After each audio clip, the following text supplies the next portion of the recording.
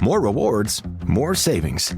With American Express Business Gold, earn up to $395 back in annual statement credits on eligible purchases at select shipping, food delivery, and retail subscription merchants, including the $155 Walmart Plus monthly membership credit and $240 flexible business credit.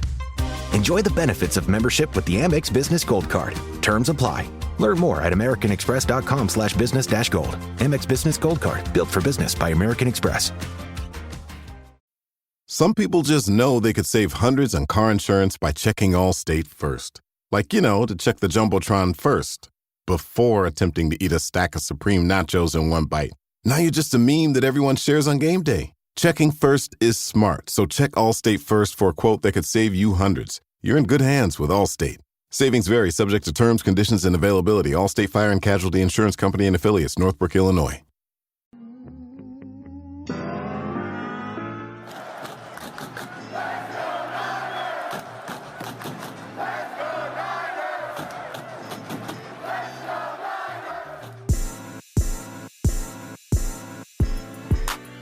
Welcome into 49ers Access. My name is Sterling Bennett, and today we are breaking down the biggest storylines surrounding the San Francisco 49ers heading into the 2025 NFL Scouting Combine.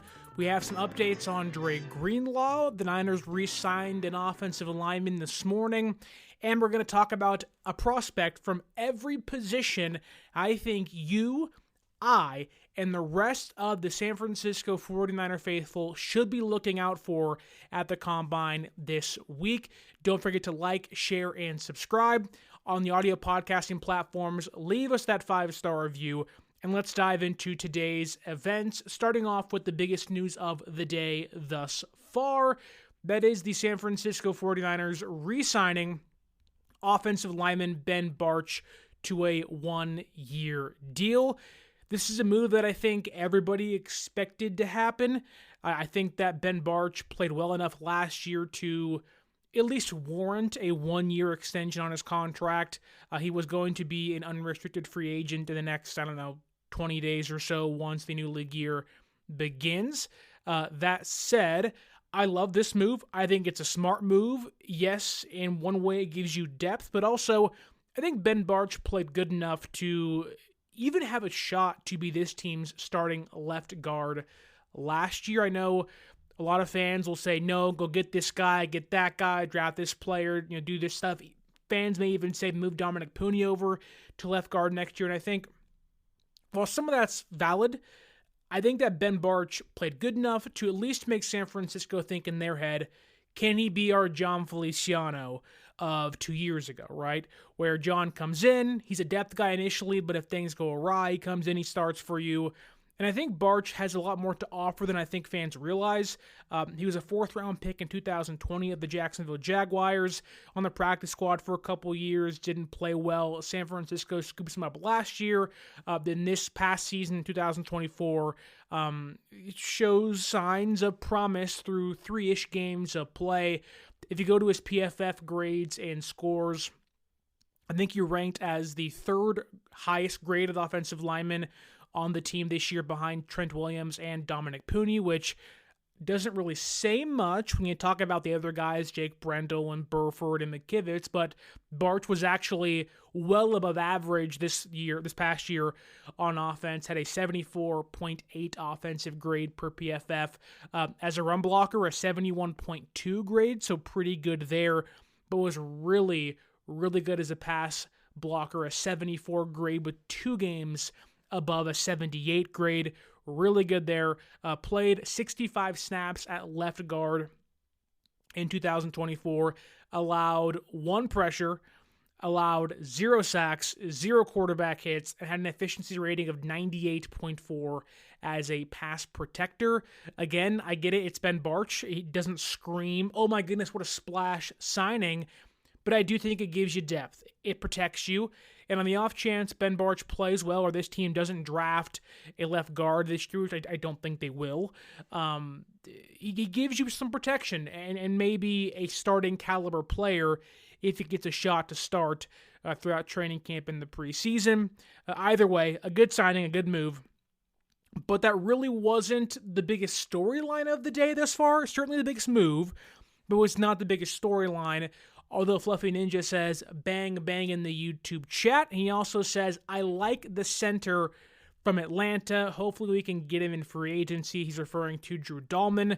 I think he is one of the most linked names, one of the free agents that almost everybody points to and says, that guy should come to San Francisco. He has connections via his father, who played here with the Niners about 30, 20 years ago now, in the 80s and 90s, I believe. He also is from Northern California. And Kyle Shanahan, the odds this team drafts a center are slim to none. He wants those veteran guys. Drew Dahlman fits the bill, albeit when you have Jake Brendel, you sign Matt Hennessy to a 2-year deal, who was a Falcon center a couple years back, and then Dahlman came in, took his job. Hennessy goes to the Philadelphia Eagles. Now Hennessy's hoping to get kind of find his place in the NFL again with San Francisco. Pricing's all that matters. Money is such a big deal, obviously. You got to re-sign Brock Purdy. You want to re-sign George Kittle. You want to re-sign and extend Fred Warner. Like, money's so big to a point that this team may say, what do we prioritize? Which kind of brings me to, thank you, Fluffy Ninja, for your comment, to the next portion of the show, the next topic, because this morning of really kind of shocker, because there's been so many mixed signals when discussing the future of Dre Greenlaw in San Francisco. Many will say, bring him back on a 1-year deal. I'm of that group that says, yes, a 1-year, $6 to $8 million deal with incentives makes sense for me. As much as you inch closer to double digits, that's where I get a little scared for a player with his injury history. That said, whether it's Barros, Mayoko, Inman, now the Mercury News, a lot of mixed signals. A lot of, they'll bring him back, per Mayoko. A lot of, I don't think he wants to come back. He wants to be his own man and get paid big money via Matt Barros. And then if you look at what Cam Inman said this morning on the Mercury News, rather shocking, because according to Cam Inman in a mailbag episode, if you will, of his with the Mercury News, he says that, and I quote here, an under-the-radar headache that could really impact this offseason's spending is Fred Warner's contract extension.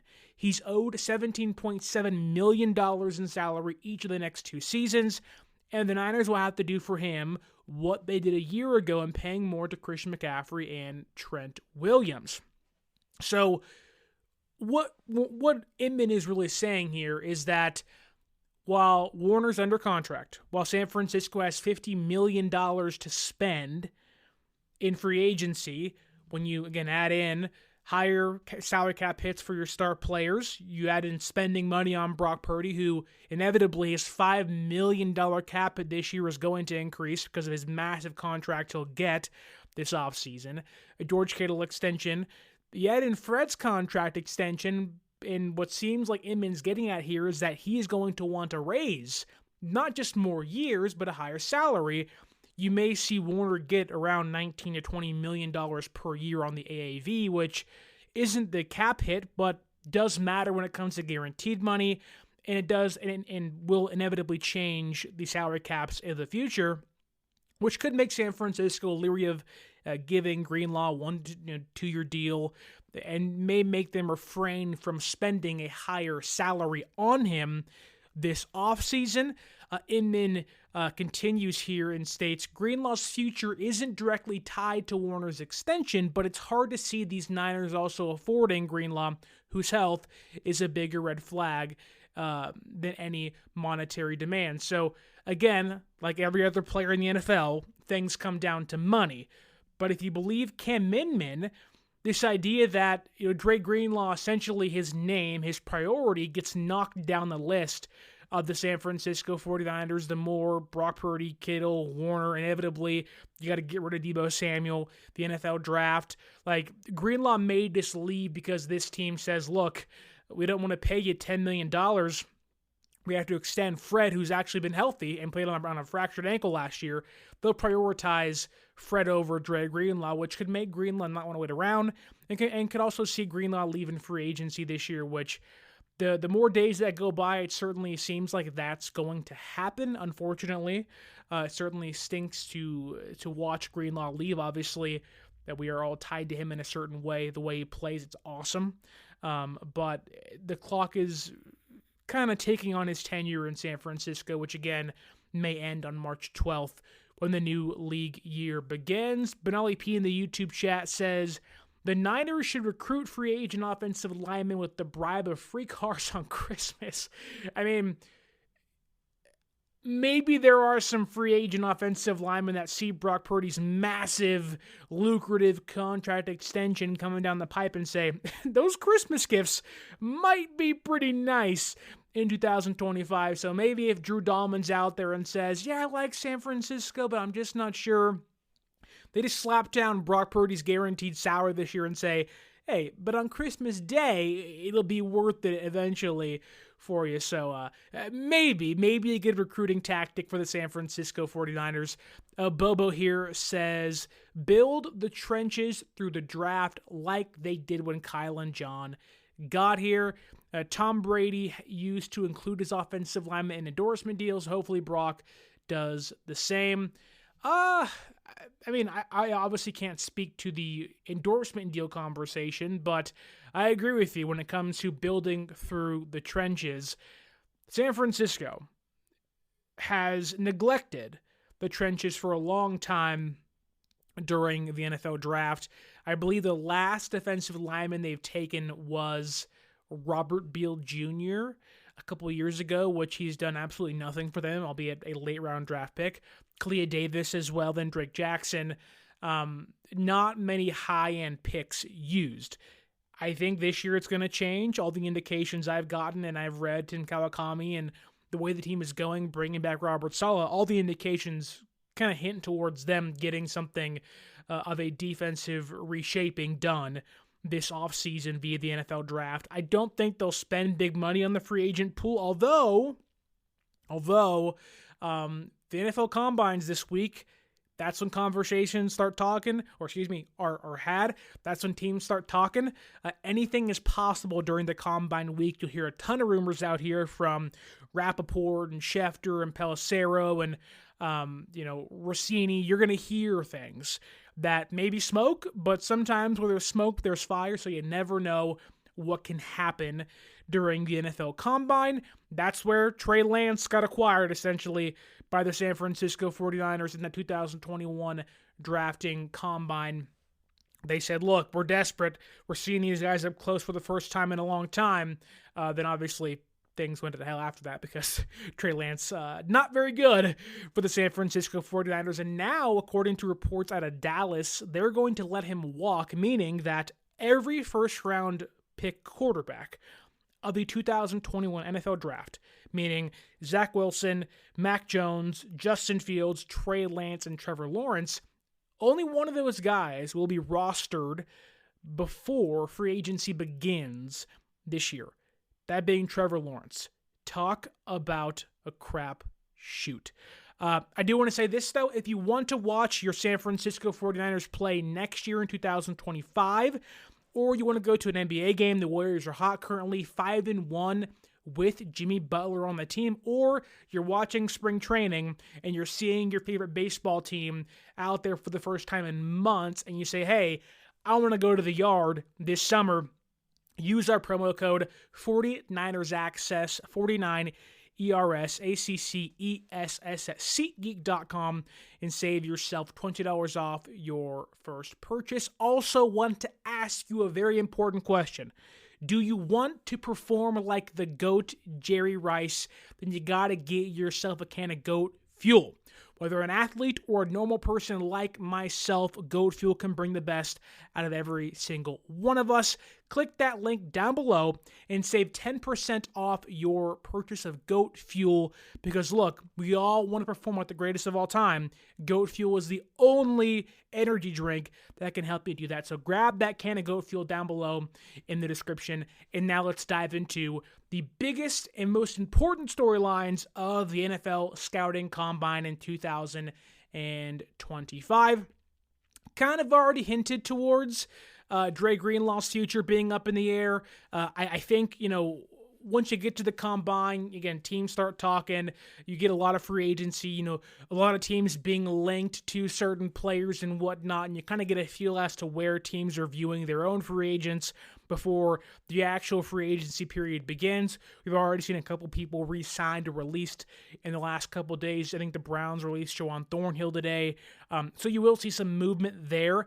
You may also hear rumors of trades. That said, I think Dre Greenlaw's future will be discussed. You'll probably hear they're going to bring him back. They're not going to bring him back, albeit I think they'll try to. I think he'll be a smaller name that'll be talked about amongst Niner insiders at the Combine. Kawakami, Barros, Mayoko, Jennifer Lee Chan once they go. You'll hear certain things come up. But one of the bigger names out there, which has been widely discussed on this show and many others, is Deebo Samuel. The Niners have a ticking clock, a running clock, as to when they can get a trade done for Deebo Samuel. The great thing about the timing of Samuel's request, albeit wish he didn't do that publicly, is that they are going to a place. John Lynch will be there. Many other front office, many other GMs will be there at the Combine as well. When these teams get together, magic can happen. Trades can get sparked. I would not be shocked to hear some movement or maybe some removal of Deebo Samuel trade talks. You'll kind of get a bend or break, I think, this week when it comes to if they can actually move him before free agency begins. I'm sure you'll hear names like the Steelers, the Ravens, maybe the Commanders and others out there that want Deebo, but I'm sure you'll kind of, like, when I think about what we're going to hear about Deebo Samuel this week, it'll probably be by Diana Rossini, and it'll probably say, the San Francisco 49ers have been shopping Deebo Samuel, but the asking price is too high, and they haven't gotten what they've liked in the trade offers they've been given. I'm going to believe that they are going to release him before the new league year begins, before his bonus hits later on March 22nd. But I'm sure we'll get some Deebo Samuel updates in the meantime, which I will likely believe they're going to be negative in regards to them being able to trade him. Also, Brock Purdy's contract, like when John Lynch talks to the media this week, I'm going to assume the first question will be, John, have you talked to Brock Purdy and his agent? I'm sure John will give you the coach speak answer. Yeah, we've talked, ongoing negotiations. Don't want to dive too much into it, but that's a big storyline. I think, you have Matthew Stafford being out there via trade. Kirk Cousins might get moved by the Falcons, amongst other quarterbacks on the open market, albeit San Francisco isn't looking for one. You're going to hear Brock Purdy's name out there. You're going to hear, values being tossed around, which you've already had the last couple months of the season and during the offseason. But you're going to hear Brock Purdy's name get brought up. I'm not going to assume we're going to get a big update. The way San Francisco does things, it doesn't lend me to believe that they're going to, give this, a deal's almost done. It'll be a very much, we're working on it kind of deal. So I don't think too much will happen there. But I think a lot of health updates will happen. I think when you talk about Christian McCaffrey and Trent Williams and Brandon Ayuk, a lot of health updates I'm sure will happen at the NFL Combine. People have questions. People want to know, how's Christian doing? Obviously, his father said during the Radio Row on Super Bowl week that Christian should be 100% by now, which is a great sign, albeit I think maybe getting some reassurance on that front will help during the Combine week we have in the next few days or so. Then Trent Williams. I know John Lynch talked about Trent wanting to come back, and he'll be back next year. Trent's older now, right? And the health was a massive problem for him last year, albeit missed a large portion of last season because of his child unfortunately passing away. I think you have to ask, John, how's Trent doing? And also, where's the ankle at? He was on that scooter almost like the last few months of the season. Then obviously, when tragedy struck, didn't come around for obvious reasons. I think it's important to know, how's your star left tackle doing at the age of 36, 37, right? So I think we'll get updates there. I also think that Brandon Ayuk, when you have Deebo Samuel wanting out, a lot of the attention turns to Brandon Ayuk during the scouting combine and his health. Tore his ACL, tore his MCL, had other ligament damage in his knee when he got hurt against the Kansas City Chiefs in October. The hope is that he's back by late October, early November. The optimistic side of things is maybe he's back before that, albeit I'm not one of those people that believes that. I think for Ayuk and for the San Francisco 49ers, you're paying him $30 million a year. He looks pretty bad in year one for a variety of reasons, one of those being the contract hold-in that he had. But now he's not healthy. And so I think that'll be a massive update. Where's Ayuk? Is he out of the brace? Is he off crutches? How is he doing? Right? So I think that'll be asked as it should be. But Ollie P says here in the YouTube chat that Niners netted a higher return on Trey Lance than they will for Deebo Samuel. Probably. San Francisco may have the aspirations to ask for a second-round pick. It's not going to happen. I have a hard time believing San Francisco, who often overvalues their own players, which is fine. I think it's a time to be realistic.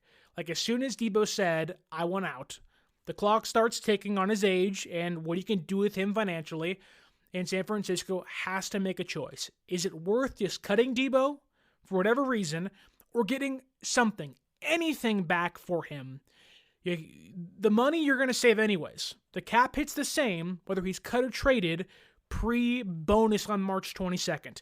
If a team says, hey, here's a 7th round pick. Hey, here's a backup kicker. Hey, here's whatever you want to give me. Give me, I don't even care. Give me a bag of Skittles and some M&Ms. It's better than nothing, right? And so San Francisco, I'm hoping, isn't fickle about this. Anything back for Deebo is a good thing. This episode is brought to you by Nerds Gummy Clusters, the sweet treat that always elevates the vibe. With a sweet gummy surrounded with tangy, crunchy nerds, every bite of Nerds Gummy Clusters brings you a whole new world of flavor. Whether it's game night, on the way to a concert, or kicking back with your crew, unleash your senses with Nerds Gummy Clusters. Although negotiations will happen, and I'm sure already are, I would not be shocked. I would not be shocked that Deebo gets nothing in return for the San Francisco 49ers. Kawachipto says, could have gotten Baltimore's first for Deebo and Jacksonville's first for Ayuk. Sure, would have been nice to have Higgins and Brian Thomas Jr. I mean, obviously you can't predict injuries with Ayuk, and so, that is what it is. But the Deebo one is more of like, what were you thinking? I don't know if the Ravens are offering a first-round draft pick, but I'm sure at some point in time, some team, whether it was the Patriots or the Ravens or somebody, was like, hey, we'll give you a second. Hey, we'll give you a third. And the Niners, whether it's Jimmy Garoppolo or Deebo Samuel, overvalue their players to a degree that makes negotiating trades with them nearly impossible. And so, in retrospect, it's foolish to not deal Deebo. He had nothing more to offer for you really this year after an okay 2023. There was a lot of great signs of him, but the Niners really should have moved off of either Ayuk or Deebo. And, again, in retrospect, moving Deebo would have been really smart last year. Let's see. Benali P says, it would never happen in anything outside of Madden or Grant Cohn's mind. That was my own comment. But an in-division Stafford for Purdy trade would be entertaining in a sort of fun chaos way.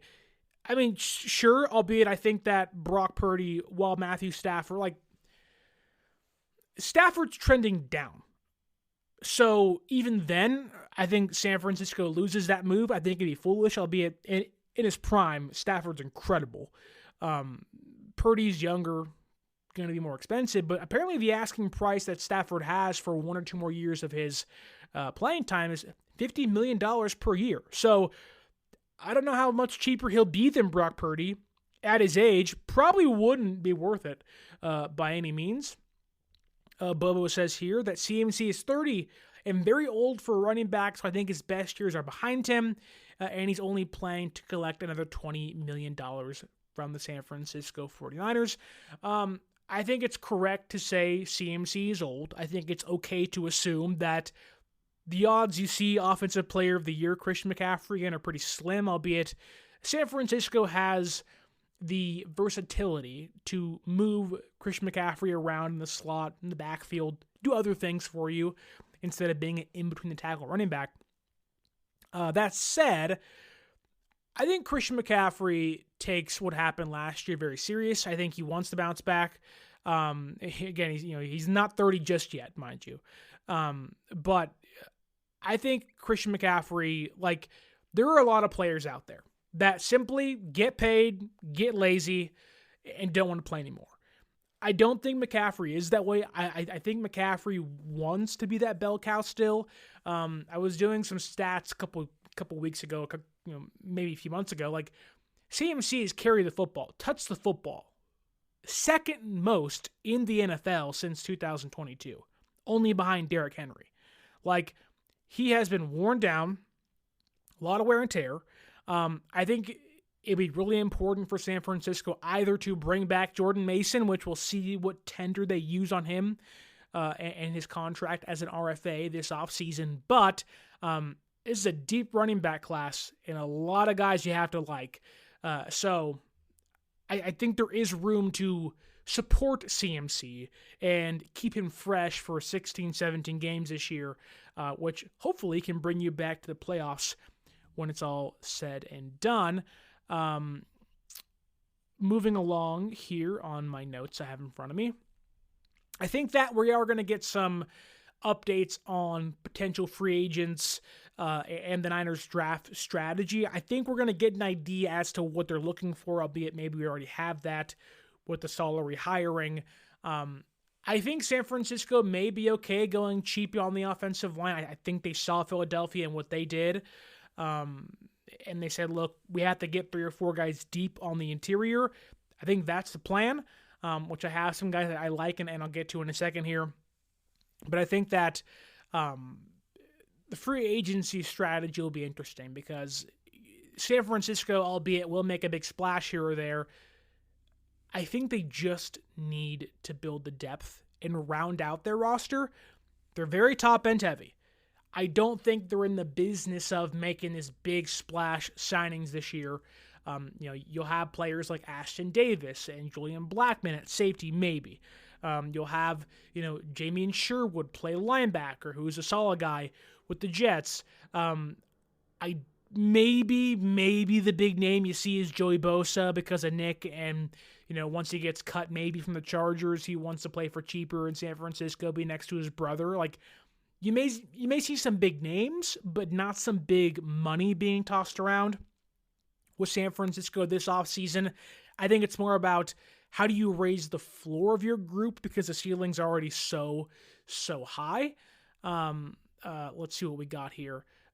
Fish and Chips says it's very difficult to get motivated for off-season stuff. Yeah, it is. Sometimes it's draft conversations and free agency. We will talk more about the draft in April when it actually matters. And I'll do my mock drafts then like last year and get into more scouting reports then. But, we're in this kind of in-between area where there's not really any moves happening. It's all hearsay. And it's a lot of will they, won't they, should they, could they. And we're kind of all anticipating free agency.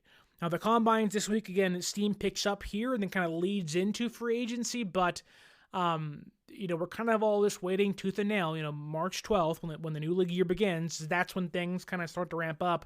But I agree with you. I'm seeing people put out mock drafts now, and I'm like, great for you, but, I just don't care. I, along with many others, are still in the scouting department or scouting area for the draft. People were talking about, it's my 13th mock draft, and I'm like, holy hell, I haven't even gone through safeties yet. My God, but I digress. They're definitely not moving Shanahan to Indianapolis. No. Kyle said, scouting combine? Not a chance I'll be there. Not a freaking chance.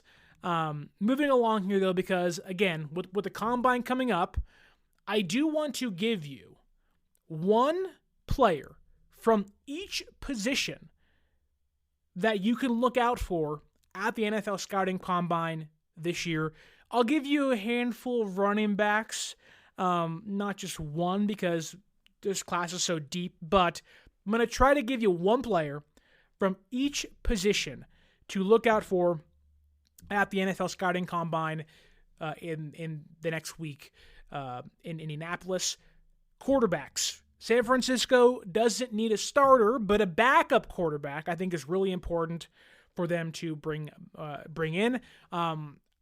I have mentioned people like Joe Flacco and Jarrett Stidham and Zach Wilson and Mac Jones and Joshua Dobbs, albeit the latter probably doesn't want to return next year. Although I think it's really important San Francisco has to find a backup quarterback this offseason for Brock Purdy. And there is a quarterback in this year's NFL draft class that I think would really, like, when Kyle talks about, I want my quarterbacks to play similar to my starter, there is a quarterback from Syracuse named Kyle McCord that really is Brock Purdy light. Now, he does turn the ball over a little too much for my liking, but he plays fast. The mechanics are consistent. He's uber competent, really good in play action for Syracuse this past year. He has mobility. He can run with the football. He's almost like a less refined Brock Purdy. And I think that's kind of what you want out of your backups. Can you be a less refined version of my starter? And Purdy has shown to be a high-end starter at times. Obviously, you want some more consistency than what last year had shown, but McCord last year with Syracuse, 4,568 passing yards, 29 touchdowns, 12 interceptions, 31 big-time throws, and 22 turnover-worthy plays, which is the most of any quarterback in this draft class. But he's aggressive, he's loose, he has the deep ball. I think if you're going to look for a quarterback that could back up Brock Purdy as a draftable quarterback this year, I think Kyle McCord makes some sense, albeit he may go too high for San Francisco's liking. Moving along to running backs, I have three of them. I won't touch on all of them too deeply here. That said, I think there's a lot to like from this year's class, and I think that's for Niner fans that see Christian McCaffrey's aging and been given the football a lot last couple of years. Jordan Mason may or may not leave this offseason. Guerrero had his own injury concerns this past year. Elijah Mitchell is done in San Francisco, and then you have Patrick Taylor Jr. I think may come back. We'll see. I think he's pretty cheap to bring back, and probably a good chance he comes back next year. But really deep running back class this year. When you talk about 4 through the 6 rounds, you can still find some viable contributors for you late in the draft. And the first one, my favorite of this class of a late round draft pick, would be, I think it's Kalel Mullings from Michigan. He's 6'2", 230 pounds. He had 948 yards last year for the Big Blue. 657 were after contact, 37 forced missed tackles. He's a linebacker convert to running back, so he has that physicality that you like. He doesn't fumble. He's a north and south runner. Sometimes a little too impatient, but he wants to run people over. He wants to be physical. And when you talk about, trying to get CMC on the outside and find that in between the tackle running back, I think Mullings is just like sign me up. That's the guy I want on my offense in a rotation with Guerrero, CMC. And if Mason doesn't come back, it makes the need for a player like Mullings even higher. The next guy on my list at the scouting combine is Ollie Gordon from Oklahoma State. Now, a lot of concerns with injuries with him. In 2023, he was likely trending towards a first-round pick, and we all said, he'll be special. But 2024 was an utter disaster. I don't know which player he'll be, which is why I think the combine, his testing will definitely help him and his draft stock. In 2023, he had that violence you like from your running backs, guys that want to get their hands dirty, that want to run through safeties and cornerbacks and take on linebackers. He didn't have that this past year, which is really confusing. Like, how do you lose your physicality? I'm not sure if he was injured, but even this past year, he forced 41 missed tackles. So can still get through defenders. He had 20 explosive plays, 12 rushing touchdowns, 862 rushing yards, 621 were after contact. So there's a lot to like, but also a lot of concerns with him. Also, Oklahoma State's their offensive line was not that good whatsoever. I know, I'm sure many of you will say Cam Scatabo out there. He'd be great to get in here. I think he'll go round 2, maybe round 3. I'm focusing on those round 4, 5, and 6 guys at the moment.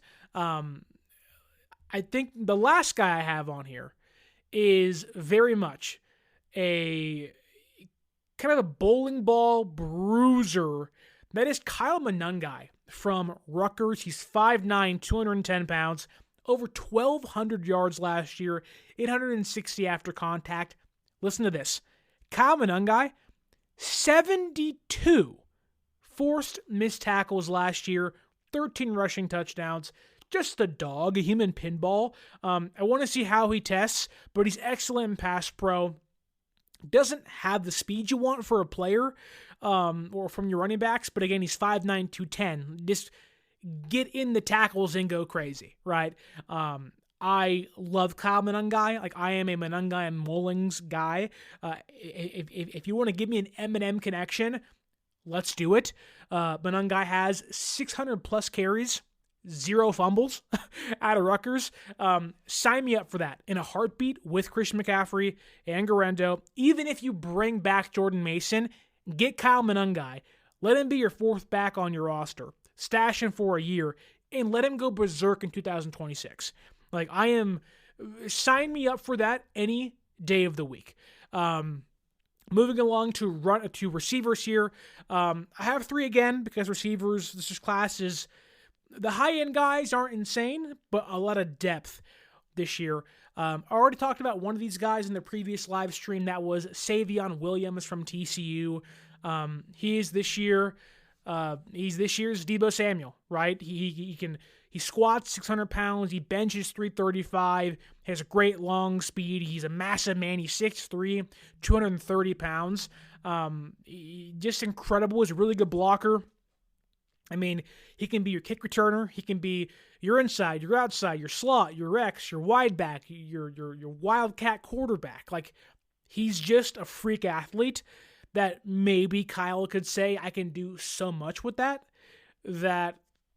maybe it leads to a higher than likely draft selection for Savion Williams. But I think a guy like even Pat Bryant from Illinois makes some sense. 6'2", 208 pounds, carries his weight well, incredible play strength.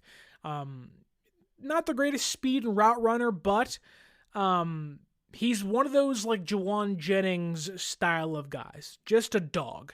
A guy you want to have on your offense to take care of defenders, that can block really well. He's got the yak ability. He'll break through tackles, very similar to Juwan Jennings. Although I think maybe re-signing Juwan is in the cards during this season. Say San Francisco is looking at their book long term and says, hey, let's find our next Juwan Jennings. I think Pat Bryant could be that for you, albeit he isn't 6'3", 215. He is 6'2", 208. He's one of those unafraid to go over the middle, get his hands dirty kind of receivers. So really hard to dislike Pat Bryant from Illinois. And the last one on my list for receivers is Jalen Knoll. Almost the exact opposite of Pat Bryant, whereas Pat Bryant 6'2", 210. Knoll is 5'9", 195, maybe a little thinner than that, but incredible change of direction, high-end speed, can be a punt returner for you. He's got the yak ability. He'll break a tackle after the catch. You want to talk about getting a burner in this offense? Jalen Knoll screams that. Again, smaller, 5'10", but as a slot, you can use him on your jet sweeps and whatnot. I really like what Noel has to offer, albeit if you listen to what Tim Kawakami is saying, there is this kind of change of direction for the franchise. I can see Noel not being one of them that you like. But he offers a lot that you might say, wow, I want that on my team in 2025. We have some comments here. Manungai is fun to watch by Benali P. Kawachipto says Williams is fool's gold. Yeah, I can see that. But he also says, which means Kyle can't help himself. Also wouldn't be shocked there. Really wouldn't be shocked if Kyle's like, need that guy on my team. But be really, really, really fun if he was, albeit, again, maybe some green behind the ears conversations to have. Rather unrefined player, more athlete than receiver, if you will, from Savion Williams. Moving on to tight ends, there's a lot of guys to put on here, but again, focusing on those kind of later round guys, you're going to hear Tyler Warren's name, of course you are, right? But I think that if there was one guy I point to that I think could surprise, that may scream San Francisco 49er, there's a risk with taking him, but Mitchell Evans from Notre Dame, he's 6'5", 260 pounds, a very massive human being. The only issue is he tore his ACL and his MCL in 2023. Probably not going to be highly drafted, hence why the combine's a big deal for him to go out there and prove he can be healthy and stay healthy, but a really good run blocker. He's a guy that plays up to his size. He can line up in line and in your slot. He's not the biggest athlete, but he'll box out. Good red zone receiver for you. Every cup of Nespresso coffee is an invitation to transform your morning routine into a ritual you can treasure each and every day. Using the Virtuo Pup, a simple touch of the button freshly brews bold aromas and a rich, velvety crema layer for delicious cafe-quality coffee at home. Whether you enjoy your coffee hot or over ice, every sip, every morning is unforgettable. Nothing tastes like Nespresso coffee. Visit Nespresso.com or our app to explore our full range of easy-to-use machines and coffees not found anywhere else. Not a great separator, but after the catch, really good as well. I think he's one of those players that when they pick him, it may be a stash, but I think that Mitchell Evans could give San Francisco something, whether it's this year or next year, that they haven't really had in a long time, if ever, under Kyle Shanahan, that being a tight end 2 behind George Kittle. If you want to get to like a higher picked player, maybe Benjamin Yurceric from Georgia. He's like Kyle Juszczyk 2.0. The stats aren't there, but he can do it all. It's crazy. Like, you talk about Swiss Army knife players, Benjamin Yurceric from Georgia is like the guy. Where you're like, oh my God, what can't he do out there? And then like your top end receivers are like Harold Fannin Jr. from Bowling Green, who had 100 catches this past year, over 1,300 receiving yards and 9 touchdowns for tight end. He's a machine. If you want that like round 2 tight end, Harold Fannin is your guy. He's a stud. He's a stud. Phenomenal run blocker. He's like Jonnu Smith, but like prime Jonnu Smith this past year with the Dolphins, where you're like, whoa, like, you want to give, and I hate to use his name, but you want to give Kyle this, George Kittle, Fannin Jr., 2 tight end set stuff. You're talking about Gronk and Aaron Hernandez. Like, that's how special they can be as receivers, as tight ends. Moving on to offensive tackles, though, because I guarantee you, whether it's my mock drafts, whether it's someone else's mock drafts, like last year, everybody's screaming, get a right tackle, get a right tackle, get a right tackle. Now that conversation has somewhat shifted to find an eventual replacement, successor for Trent Williams. And I think you can obviously point to Will Campbell and Kelvin Banks, but let's say on the off chance San Francisco trades back in the first round, I think Josh Simmons from Ohio State makes a lot of sense. Coming off a torn ACL, I believe. So there are certainly some health concerns with him, but very balanced player, extremely wide and low stance. He's not going to give up to smaller defenders. He has leverage consistently. He had 1 pressure allowed last year, an 82 pass blocking grade, a 68.7 run blocking grade. Really strong hands. He seems like one of those players you say he'll be a starter for 10 plus years. Like, wow. So I can see Josh Simmons being one of those guys. If you want to go to the interior, which is where I think San Francisco should really be trying to improve, whether it's center or left guard, or even having a player you draft that can play tackle, right tackle primarily, and guard would go a long way for you. I think Marcus Mbao from Purdue, he's 6'5", 300 pounds, rather light for a tackle, but that's how Shanahan likes his offensive linemen. 71.7 pass blocking grade at Purdue this past year, 76.4 run blocking grade this past year. Played right guard in 2022, played right tackle in 2023, and obviously last year at Purdue. He's an athlete. He's an athletic offensive lineman. If you want to get him out there in space to pull and be a guard, he can do it for sure. I think he is going to get moved inside to avoid being beaten by these bull rushing edge rushers. Get him some help. I would love to have him next to Trent Williams next year. That'd be pretty awesome. But on the off chance San Francisco says, hey, let's just improve right tackle, we like Benjamin Bartch, hence the re-signing, Mbao could be that second or third round guy I point to and say, yep, that's your Dominic Pooney of this year's draft. I could really see that for them. And he just fits the archetype Kyle likes out of his offensive linemen. I do want to get to defense really quick here because depending on what San Francisco does in the first round, and I am of the mindset of you got 2 players. The odds you get one of the top tackles are pretty slim. You're probably not going to get Abdul Carter. He's really good. Probably going 1 or 2, maybe a 3 at the latest. I think that there are 2 bona fide, if they're there, you take him type players for San Francisco on defense at pick 11. One of those is Mike Green. Mike Green is incredible. He had 17 sacks last year at Marshall.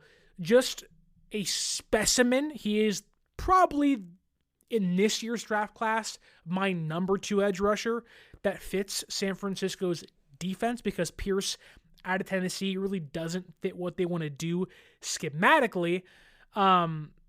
I think Mike Green is just out of this world. He's probably on most boards the number 3 guy out of the edge rushing class.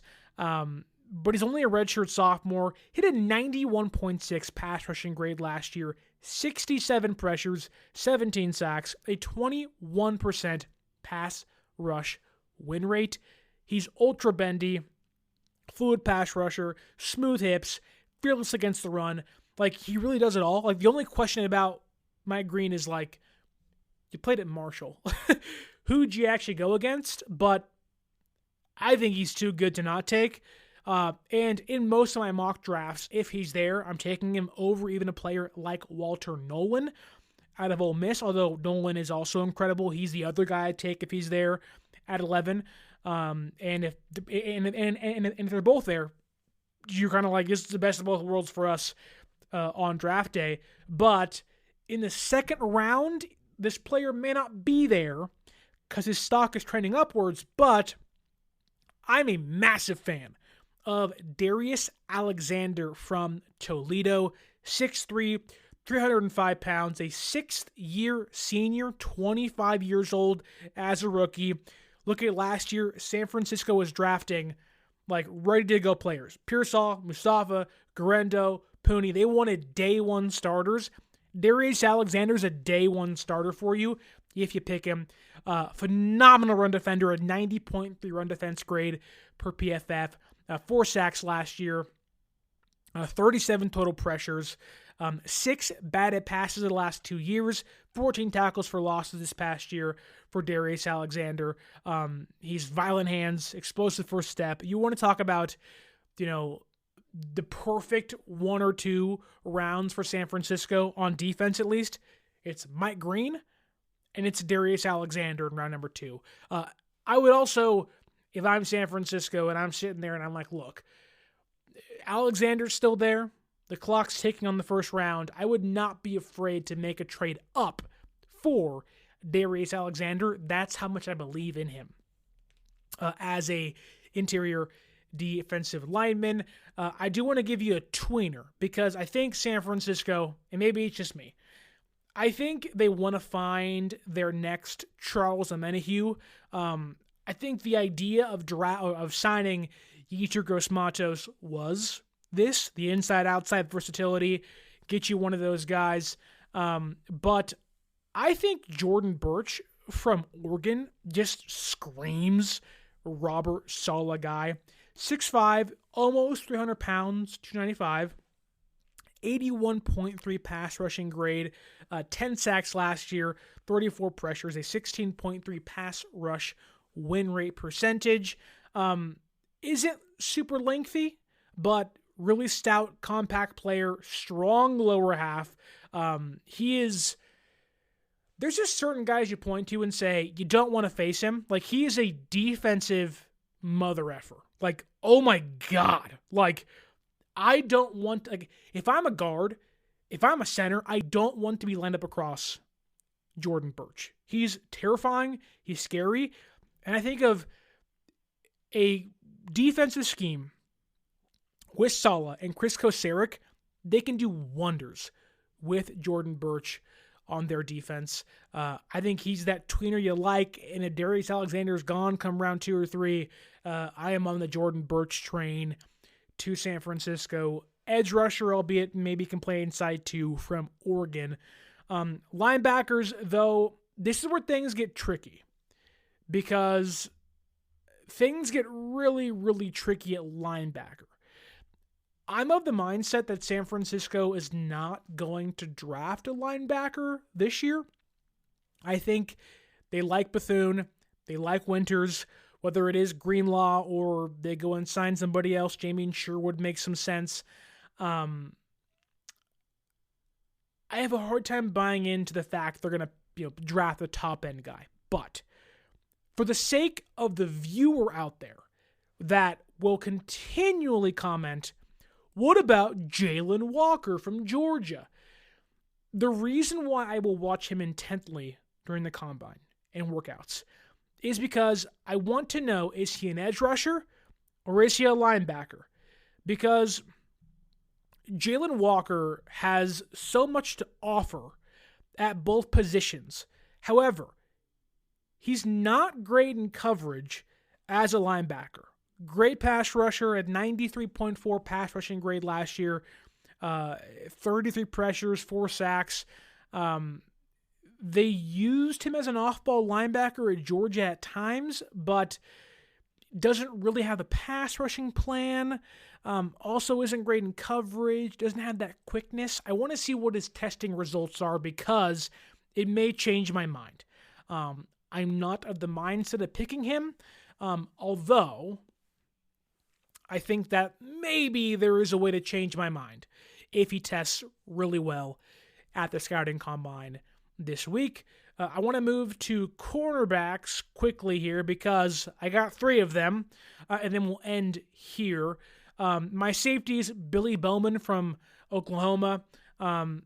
This safety class doesn't really wow me that much. I'm not of the mindset, kind of like linebacker, where it's like you don't really need to draft one. But being an OU fan, I want to see my guy out there, Billy Bowman Jr., and see how he tests. But cornerback is a much bigger need, although you have 2 really good ones in Lenore and Renardo Green. The first one on my list at cornerback is Noel Williams from Cal, 6'1", almost 200 pounds, 195. He's a 5-year starter, had a 74.8 zone coverage grade this past year, 7 interceptions. He's a ball hawk. He goes nuts out there. Excellent play strength. His size, again, being 6'195", indicates a press man coverage corner. I I would love that for him because he wants to be physical. He wants to go out there and attack receivers, use his hands. He doesn't have the long speed that you like, but San Francisco wants to have feisty and nasty corners. Noah Williams fits that kind of archetype of guys they want. He can play outside for you. He's someone that is comfortable playing through contact over the middle. He also doesn't mind taking on bigger receivers. That is okay. That is San Francisco 49ers right there, if I've ever seen it or heard it. The next one is Shavon Revel from East Carolina, 6'3", 185. He's interesting because he's coming off a torn ACL, but he's in that freak athlete category that I think many fans of any team will say, I want that player in my secondary. This episode is brought to you by Abercrombie. There's nothing better than the perfect jean and going out top combo, or an outfit that perfectly matches your plans. Abercrombie's relaxed jean goes with every occasion. Date nights with something lace, or daytime with a cozy sweater. And their barrel jean will surprise you. It's the trend that will become a staple in your wardrobe. Abercrombie denim comes in tons of rises, fits, and washes. Find your perfect pair online or in store. He's incredible recovery speed, that if he gets beat, he will almost outrun receivers because he's so quick. He's like, oh crap, I'm too fast for these guys out here on a consistent basis. He has really good strength for his size, 6'3", 185. Maybe you wish he was a little bigger. I've heard pro comps to Tariq Woolen with Seattle. I think there certainly are concerns in regards to being a tackler for a player his size. But other than that, really good run defender. He's everything you want out of a coverage corner. Like when you talk about going against Keenan Allen, DK Metcalf, your bigger receivers out there, even Puka Nacua for that matter. Ravel is one you point to and say he can not lock those guys up, but physically match up with them on a consistent basis. I do wonder if at times he relies too heavily on his physical gifts compared to his technique, but you draft him, you can work with things and see if he can improve, but he still has the freak athletic nature to be a really good corner at the NFL. And the last one, and I hope I get this name right, forgive me if I don't, is it Azaire Thomas? I hope that's right. Maybe I'm wrong. If I am, I completely apologize. From Florida State. I think he's phenomenal. I think round 2, round 3, get him. Snag him. I'm not for drafting a cornerback in the first round. Even in round 2, not great either. But in round 3, why not get Renardo Green's former teammate and line them both outside? He's 6'2", almost 200 pounds. He has 32.5-inch arms. 20 years old on draft night. Super young. 71.8 zone coverage grade. Can also play man coverage extremely well. 71.7 man coverage grade this past year. Also, relatively good run defender. A 66 run defense grade per PFF. He has the perfect size to be a starting cornerback. Also played 300-plus man coverage snaps the last 2 years. He's physical at the catch point. He wants to get underneath receiver skin on a consistent basis. He has been the epitome of consistency at Florida State.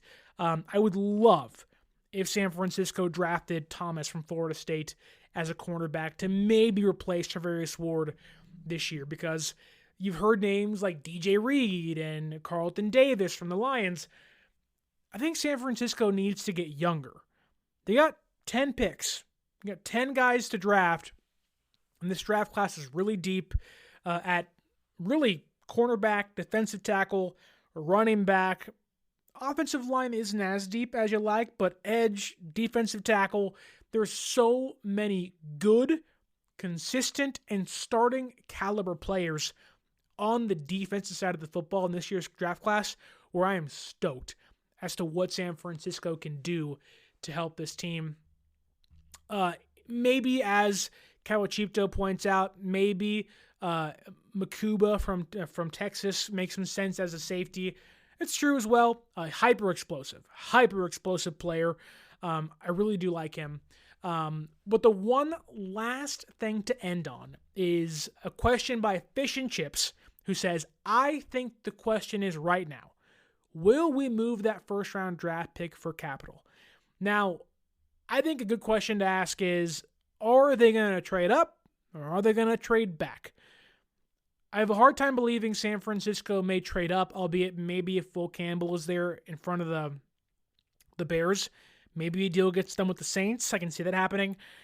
I think it's more likely if you have players like Will Johnson from Michigan, if you have a player like Jahdae Barron from Texas, if maybe Tadaro McMillan drops for whatever reason out of the top 10, I can see teams saying, I got to get that guy on my team, and they get a trade done and trade back. The Falcons make some sense, albeit they probably want Mike Green, which I wouldn't want them to get because I want him on my team. But I think trading back is much more likely than trading up. I think the depth this year is crazy. I think you can see Walter Nolan go in the 20s. I think a team like the Broncos, who may want a running back, the Dallas Cowboys pick at 12, I believe. Teams may want to get ahead of them to get maybe Ashton Genty. A lot of maneuverability when it comes to moving back in the draft, not much moving forward. Although, if quarterbacks go early, being Shedeur Sanders and Cam Ward, and things get crazy in the top 10, you never know, but my prediction would be a move back in the draft. That makes a lot more sense for San Francisco. But that's all I have for you today. Don't forget to like, share, and subscribe. Thank you, everybody in the YouTube comments. Great one. Dre Area Sports, Michael Cananzaro, Fish and Chips, Kawachipto, Papa J, Benali P, Bobo, every single one of you. Strawberry Reacts.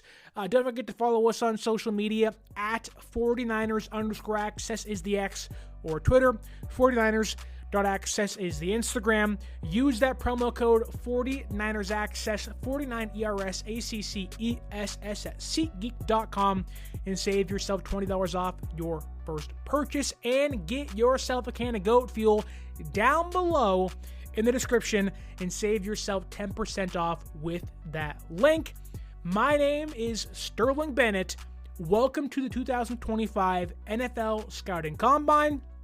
Don't forget to like, share, subscribe, leave that review, and until next time, as always, stay faithful.